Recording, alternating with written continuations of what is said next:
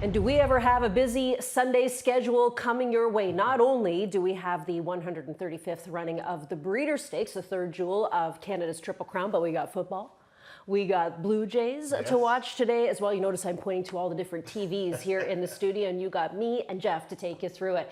Looking forward to the 11 races that we have in store for you. Race number 9, of course, will be the Breeders'. It's been an interesting ride this year's Canadian Triple Crown. It all started off with Mancetti, who wired them, and then we went down the Fort, and it was Ryan Munger picking up a Canadian Classic for Conditioner Sittard, and with Runaway again pulling off the victory there. And what has happened? Those two horses, they're not in this third and final jewel, so we're going to have 3 different winners when it comes to the Canadian Triple Crown, but we do have a standout for post position number 9, and we'll talk more about that one coming up a little bit later on. And that being Tom's Magic. You know what? I was out and about walking through the grandstand. I had to go get a coffee when I got here. I thought maybe you were trying to get some more football knowledge. Well, I did run into a fan who said, I am with you in the survivor pool, Lisa. He listens to anything I say. Okay. So he took the bills today as well. Likes my theory, how I do things. But no, I just overheard a girl and her friend talking to each other just when I was going down the escalator. And I wrote it down because I thought it was really cool. She said, it's hard to believe that all this came from a guy who just decided to get into horses. It's kind of cool when you think about it that way, isn't it? It's, you know, E.P. Taylor was just such a guy that had this vision, and we were so grateful for him. I remember my dad telling me the story. When they built this track out here, they thought he was crazy because it was so far away from everything. And now look at this big piece of land. It's one of the most valuable pieces of real estate in all of Toronto. Yeah, it's amazing. And then the other day, I took the 407 the other way. You went that way. And then it was a little sad because the 407 went right through Winfields. It's not the same. Not the same. You're right. You're right. It is. That is tough. But I thought that was kind of an interesting thing that somebody, you know, just a casual fan, somebody who's maybe never been to the racetrack before would say that. That's amazing. He liked horses, and this all came from it. It is something that we are certainly very happy that he did. So what happened yesterday? Well, we were on a roll. You know, first 3 races, boom, boom, boom. We were giving you winners. And then everything changed. Yeah, it went off the rails a little bit. Just a little bit. But you know what? I thought the track was fairly fair. Yeah, I would agree with that assessment. And you know what? Like the inside was obviously good, but that's been good 95% of the time so far this year. But it seemed like there were any really crazy, like 20-1 shots. We had Ludicrous at 8-1, Crystal Visions at 9-1. Madame Gwen won at 5-1. Mobula won at 5-1. So there was some sort of nice price along the way, but favorites, they were well below the average. They're 27.3%. Average win payout of $10.80. Josie Carroll won a couple on the program. Rafi had a good day at the office.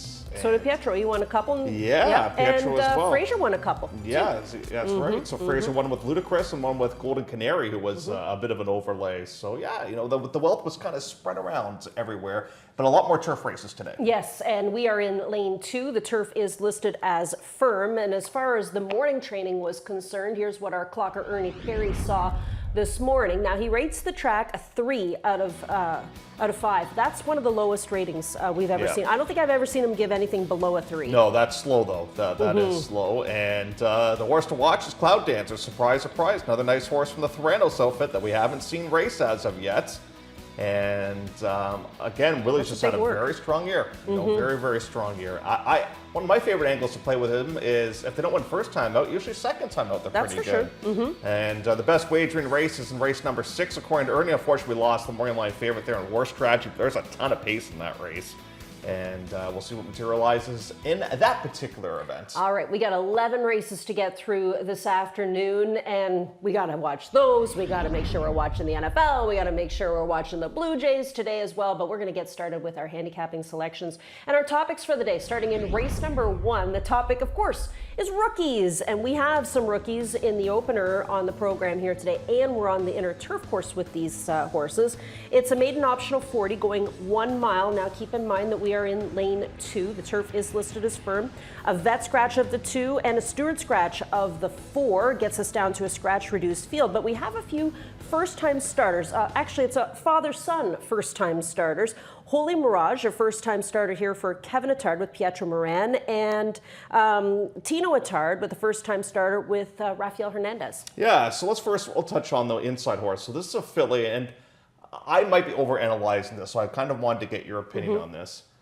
So this one's a filly out of a mare that's from the same family as Holy Helena and Holy Boss. So from a broodmare point of view, you would think she would have some value, but they waste no time running her for 40,000 right off the bat. Is that a good sign? Is that a bad sign? Am I just over-reading things? They're just trying to win a race? I don't know what to make of that. I'm going to go towards Fire and Wine in here. I don't know if the horse wants to go this far or not, but that's the one I'm going to put on top. The one that you spoke of from the Tuno Barn, I think it's Sanhedrin. That's what I'm going to go with. This one bred by Jesse Corona and partner. And Jesse Corona is the breeder of Caitlin Her Greatness, who obviously won a big race for the Attards. And we'll see if this one's got some ability as well. Then you've got Holy Rambo, who didn't really show all that much first time out. And Amor Mio with the 7-4 George Bigliotti. That's a homebred. So I'm going to give you that question one more time with Holy Mirage. Am I overanalyzing things? Because on paper, she does look like the horse to beat. Well, I was looking at the stats. That was really what got me going, right? So the stats for Kevin, first-time starters, they win at a 21% clip. Yep. His 2-year-olds win at an 18% clip. When they're debuting at over a mile, they win at a 27% Yeah, no, clip. there's a lot of huge So angles. that's really what I was taking a look at there with this one. But I was kind of torn between the 1 and the 5, because if you look at the mare on the 5, she was great. She made over $500,000. She was a 5-time stakes winner. She's had 6 foals, 3 of them are winners. Whereas if you take a look at the 1, she's had 3 foals and hasn't yet thrown a winner. Yeah, So and it seems like a nice exactor, doesn't it? But the 5 with that pedigree didn't sell for a lot of money, and it's not like she's dropped this mare, dropped anything of like huge significance at this point. nothing Winners yet. though, but Yeah. but nothing of really, anything that's going to blow you away. And then the Holy Rambo did not run well at all last time out, but is eligible to bounce back. I wonder if Pietro had his choice of those two. I would assume he did, but I don't know that The for only sure. thing I find interesting here is that Kevin is going to use Flores, and this is a rider he very rarely true. uses. He's only used him once before, but they will get onto the Lasix program, and maybe that was a request from Stronach because they've had some luck together. Let's go over to our next topic, which comes up in race number 3 on the program, and that's Off the Bench. Now, we're going to take a look at this optional 40. It's a non-winners of 3. We'll go on the turf at 7.5 furlongs, so that's a 2-turn race. The 5 horse looks like the horse to beat on paper, and that is Go Giffen. But we haven't seen her race since July the 26th, and we've kind of talked about this theory a few times, and we don't know if it holds water or not. But one of our theories is that maybe some of these horses got put away because they don't like the heat. And this horse raced on July 22nd. We had our first major hot day, I think, on the 22nd of July. But maybe they put this horse away and they brought her back for the fall campaign. And this is a replay that would fit your angle on Friday, where you're talking about wide trips. And I think that the trip made the difference in this race, because this horse that eventually wins the race had the better of the trips on this day. And that is the number 5, that being one by the name of 454. And here we come on the outside with the 4, a bit of a wider trip. And this is Go Giffen. And Go Giffen just can't quite get there. Runs well, but just can't quite get there at 6.5. So, and now we change things up a little bit. Now we're going on the inner turf course at 7.5 furlongs. The horse has really taken a liking to this particular turf course, so I kind of like that a little bit. I am terrified that the 3 Ella It Is might wire the field in here. I am scared of that, but I'm going to go towards the 5 coming off the layoff. I don't mind fresh legs this time this season. Yeah, we've seen a couple of horses come out of the Oaks that didn't do well and the Oaks that didn't perform well in the comeback races. Yeah. I'm thinking of that Our Canadian Apple that we saw race the other day. But then we saw Crystal Visions. That's run true. well. Yeah, Crystal Visions did run well yesterday. And so, again, a theory that doesn't quite hold water, but we have a field of 6 here for race number 3. One of the things, second? I put the 6 second, and I was just going to Magical talk Trick. about that magical trick. This is Bill Theranis, and this is a horse that, moves up, but obviously somebody had to go in here to make this race go.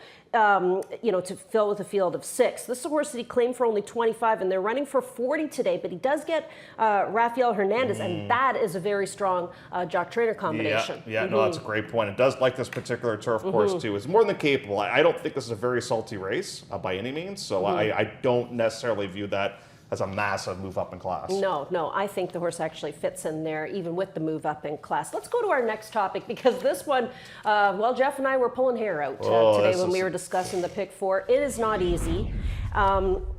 It's not easy for a number of reasons. We were able to find a key so that we could play a variety of horses, because in the 4th race, we are looking at maidens for a quarter, and these are 2-year-old maidens for a quarter. This is as low as we go at this time of the season. Now we will likely go a little lower as we get into the the final portions of this meet, but there are horses in here that are first-time starters. The inside horse, Category 5, a first-time starter. The 3-horse, Celestial Heart, also a first-time starter. Both of these horses from the Tino Attard barn. And Norm McKnight's got a firster on the outside by the name of Rainbow's Hero. And Rainbow's Hero is out of a mare that's produced a nice runner by the name of There Is No Joe, who made a lot of money, about $282,000 American, and was not a very expensive purchase. The Rainbow Stables, they'll do a fair amount of shopping at the sale, and they usually have a little bit of success. The barn, I have found, as of late, has done considerably well first-time starters. Now, the one thing that has thrown me for a bit of a loop in here, a lot of the times it's Pietro, maybe an Austin Adams, but now all of a sudden it's 04 that's gained a shot in here, and I'm going to put this one on top, just thinking that maybe from a $25,000 evaluation point of view, the horse might be able to win it. The 7 Dry Saddle will definitely appreciate the drop down in class. If memory serves me correct, you liked Quadzilla last time out, and he ran well. He ran okay. So we'll get to Quadzilla in a couple of seconds. I just want to point out the number 3, this being Celestial Heart, because this one's by a stallion that is staying in Ontario by the name of Bond Street. Now, Bond Street, if you look at his overall record, it's nothing spectacular. He only made $70,000, but his big appeal is his daddy, that being Galileo. So he only has, to this point, 13 foals. But there's going to be a bunch of them that you're going to see here coming up because he's an Ontario sire. So I just wanted to kind of point that out to you. So in terms of Quadzilla, do you like the fact that all of a sudden with the drop down in class last time out, you got a little bit more speed, a little bit more of an aggressive approach? Well, that, and they also added blinkers last start, which probably gave this horse a little bit more speed too. So whatever, the experiment was to add the blinkers and to take the drop from Maiden Special at 25, which is like a 2-tier drop.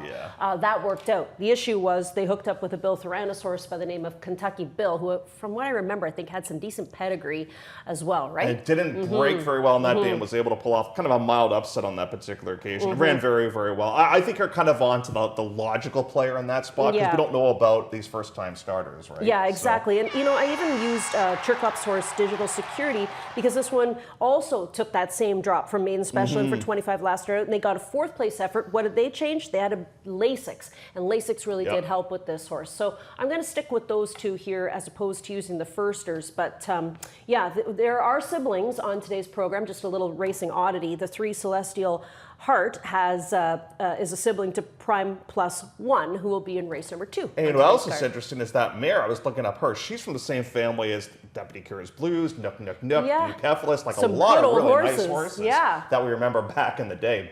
They probably all ran on the dirt, as a matter of fact. That's how long ago that was. I remember that one. Was that not a tiller horse? It was. Yep. See, some things you don't forget. And we're talking, that was like 15 years ago when that horse was competing. That's a Three Stooges reference, isn't it? I believe so, but I remember having to say it all the time when we were discussing the horse, which was, how do you say this seriously? Let's go to race number 7. 7th race on the program is a maiden special weight for 2-year-olds. We had fun with the maiden special weight yesterday, and now we have the maiden special weight with boys featured here at 7/8 of a mile. And there are some firsters in here as well. There's also a steward scratch of the 6 Instant Response, who will not go. I like the maiden special 2-year-olds because we get a chance, like yesterday, to see some new blood here, some new sires that we don't see very often. For example, we had an Independence Hall that won yesterday. And, in this race, we get an opportunity to see a horse from the inside that has some pretty neato workouts, and that is El Capo, who was purchased for $100,000. I like the works with this horse, and you get Campos aboard today. Judging by what we've seen with a lot of the Cam Haven horses, probably a big horse, I would say. That tends to be what Steve likes to buy, and I'm hoping that this one's going to kind of blow me away from a pre-race point of view, because more often than not, they come over looking like $1 million. I think you're going to get a price on your horse, too. I think you're going to get a bit of a number. You like that one horse in here. We've got Catch the Ace, a first-time starter from the same family as Taquania. That's obviously a great reference in here. The 8 Fleet of Foot is from the same family as Flirting with Fire, who was a debut winner. I kind of like that when mares drop horses that win first time out. And Fleet of Foot's going to try and do exactly the same thing. And what is very nice is the pedigree on Wonderful Quality, because this one's from the same family as God of Love, who won the Grey and the Coronation, and Muskoka Wonder, who won the Clarendon too. So now we get to those that have racing experience in this field. So what do we do with gelato? You a big gelato fan? I love gelato. Yeah? You can have as much gelato as you want because it's not ice cream. Ah, okay. So gelato did not do very well first time outs. But this horse was sent off as the favorite and against a horse by the name of Argos. And we all know how good Argos is. The second place finisher came back to win something with a miss. I mean, Ellis Park is not like Ellis Park was 20 years ago. It is a good meet now because the Kentucky money is so good now. So I don't know why the head horse did not run well on that day, but I think we'll bounce back with a much better race here today. I think we got to take a look at Appledorn too, just simply because he has hooked two monsters in Marcus J and Military Time. So race number 7. Are there any Kevin horses that they have to deal with today? No. Let's see. No. Yeah, but there's a couple of Cassies in here that could be interesting as well. So race number 7, a maiden special weight as we go to race number 8. Now the 8th race is an optional $32,000 claim where we take out the 3-horse Mannix and we also vet scratch the 8-horse Armstrong, and Jeff's best friend is in this race, that being Friendly Ghost. I would say that you are definitely the president of the Friendly Ghost fan club. So it's been well documented the impact that the CAWs have on racing across North America, and I got hit with this horse because going into the gate I think was around 7-1, and I was so excited when the horse won, and all of a sudden 7-2. You know. But anyways, let's just talk about the horse's performance nonetheless. So right now we're second last at this portion of the race, and you talked to Sue prior to this horse running on this day, and they really wanted to go into an allowance race that didn't fill.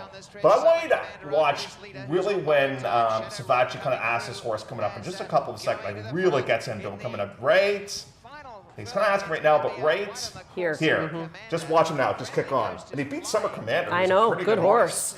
So now, will he regress a little bit today? That's a possibility, but I think he's a really nice horse, and I think, as Sue said to you with her interview, last year they kind of went by what they kind of wanted to do, try to make races like the plate. Now I think they're going to do what the horse wants to do. I agree. And you know what? He only really got a few taps, good taps from Sahin, and then after that he was sailing. I mean, this is a really neat horse, Friendly Ghost, but he does have to face Summer Commander here today, who could try to turn the tables on him. I mean, Summer Commander scored back-to-back 86 fire speed figures. Friendly Ghost is coming in off of a lifetime high, a 91, but I mean, look at this. Everybody's taking a peek at the 9 and the 10, and it is a very strong exactor, I think, here in the 8th race. Anybody else in this one? Just last American Exit, going back to Donnie. That and Dark Screen with a new rider here today, and that is Jason Hoyt, who picks up the call because Juan Crawford is on days. Yeah, we didn't realize that. We didn't realize that. You know, sometimes we look at it and we go, uh-oh, is the romance over? But no, Juan is just sitting out on days, and I'm sure this is one of the ones he wishes he wasn't sitting out on. I think what happened there was, I think he appealed and he lost his appeal, and that was such a long time ago. It was a long time ago. Our memories are good, but not that good. Yeah, we can go 15 years ago, but not what happened 2 months ago. Yeah, exactly. Alrighty, we are going to take a quick commercial break. When we come back, we will take a look at the big race today, the third jewel of the Canadian Triple Crown, the Breeders. Love horse racing? HPIBet.com is Canada's leader in online horse betting. Access thousands of live races from hundreds of tracks worldwide instantly. Enjoy the most advanced betting tools like AI Smart Picks and exclusive cashback rewards you won't get anywhere else. Join today and get up to $100 in free bets. Get the ultimate horse betting experience with HPIBet.com.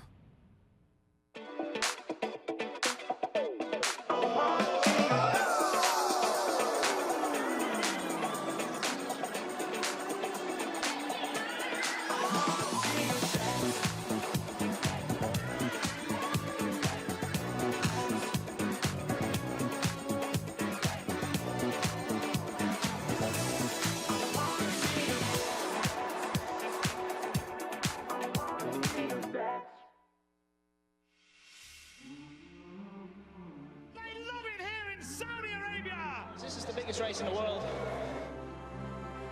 Pinch me, I think I'm dreaming.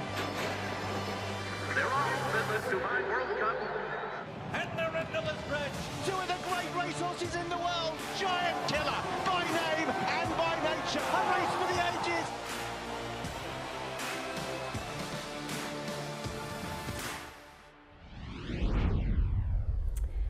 So it is the third jewel of Canada's Triple Crown today, and a race steeped in history, of course, and a big part of that history has been Roger Attfield. He's won 9 of these races. That's unbelievable, and he's got a good shot here today with Sayunas. Really good looking gray. You know, this race has some interesting stats over the last 10 years. It obviously draws a fairly big field every year. But what I found interesting is the average win payout is well over $15, and the average exactor payout is big at $74. So I have a bit of a theory on that. Yeah. I think because it's the third and final jewel of the Triple Crown, you tend to get some tired favorites in a race like this. It's obviously a different surface.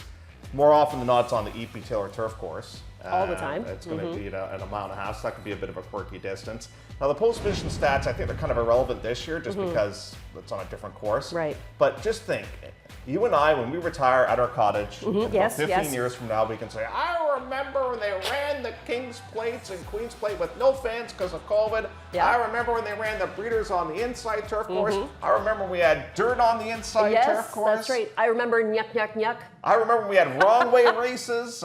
Yeah, remember that? We can sit down for a story. We'll tell all kinds of stories once we retire. But yeah, so this is a bit of a quirky race this year. It is, and like you said, it's an answer to a trivia question. Yeah. 2025 will be the answer of the year that we ran the Breeders on the inner turf course. So don't get too excited when they make that turn the first time. I saw that yesterday. We had a 1.5 mile race. I went outside to watch because I thought it's kind of fun watching people who think it's over and then realize there's one more lap. So John Siskos, who used to work here, Yes, did a great great job guy. in our media communications. I would get him going every time and across the front. I'd be like, I got it! He would laugh, would close off laughing every time. It's such a It never cheesy gets old, joke, that too. joke. Yeah. It never gets old. So, of course, the feature race is the Breeders. Now, we're going to show you some horses that you're going to want to take a look at here in this race, and one of them is a stunner. We were told that he was going to paddock school yesterday, but we never saw him come over. Missed him. At least if he did, he was well hidden. But, I mean, it's hard to hide a horse like this. He is so good looking. Tom's Magic, a 3-year-old colt by Justify. He was here for the King's Plate. Started running late and almost made a very interesting finish. Yeah, he's a little bit delayed right now trying to get a seam at here at this portion of the race. And Ron Gierking had an article in the Racing Forum that very much echoes what you said about the horse, because I think we talked with Rafi after the race. Yeah, just like not on camera, just privately. Yeah. And Rafi said exactly what he told Ron. And the horse was just kind of struggling early on with the footing, and just couldn't quite get there, and he was rolling. I mean, he's a beautiful horse, as you can see here. I mean, he's a Justify, just out of a really nice mare. So, ran terrific, and they've scheduled the horse so well. Like, naturally, the temptation would have been, well, we just missed in the plate. Let's go the Prince of Wales. They said, you know what? No, let's go Breeders. Yep. And that's probably what the horse wants to do is turf. I think the draw makes the race very interesting though today because he's way on the outside. I think that's a bit of an equalizing thing in a race like this. It is, but the other interesting thing is that we have some supplements into the race. We have fillies, 3 fillies that are going to race in here as well. You have the return of Sedbury's Ghost, who kind of laid a bit of an egg in the plate, and Sayunas, who could be a really great story if Roger was able to win this race here today, because this horse is a perfect 2 for 2. 1, no problem, but against maidens in an optional 40, and is now here today. And has yet to have a clean trip in both races. I think it's got a ton of upside. This one from the same family as Grace Fable. Now, Grace Fable tended to be a bit of a miler, but I'm not too worried about going 1.5 miles against Canadian breds when it comes to horse like that. And he spoke of fillies. Fillies have done very well in this race in the past. And a guy who's got a filly in this race is Mike DiPaolo. He sends out Scat Girl in here, and he also sends out Watsonville Red, who comes off of a 7th place finish in this year's edition of the King's Plate.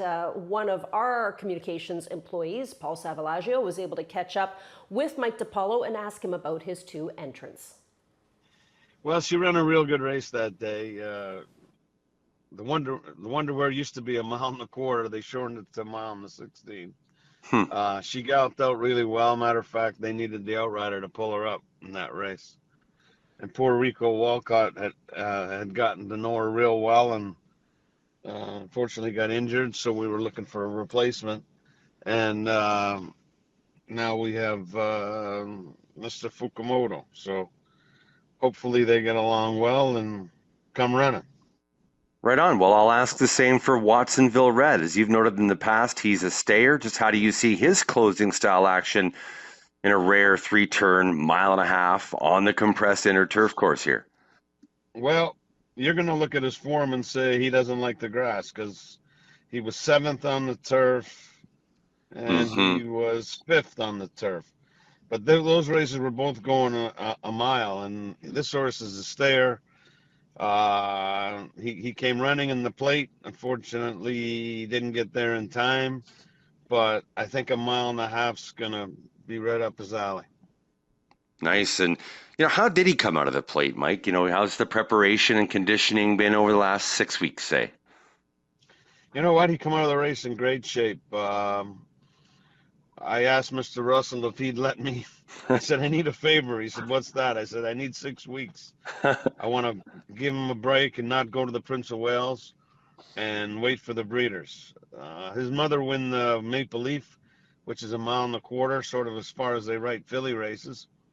And he's always showing ability to stay. And I think he's going to love the mile and a half with the 6 weeks off.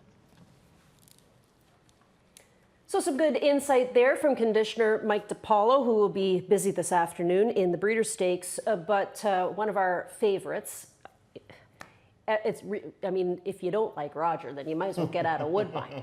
But Roger Atfield, who had a nice winner on the program yesterday at a mile and a half on the turf, mind you, will send out Sayunas. And this horse has had some interesting trips, as Jeff had pointed out. So same thing, Paul had a chance to catch up with Hall of Famer Roger Atfield. Well, he's done everything we've asked of him. This is a bigger question for him, actually.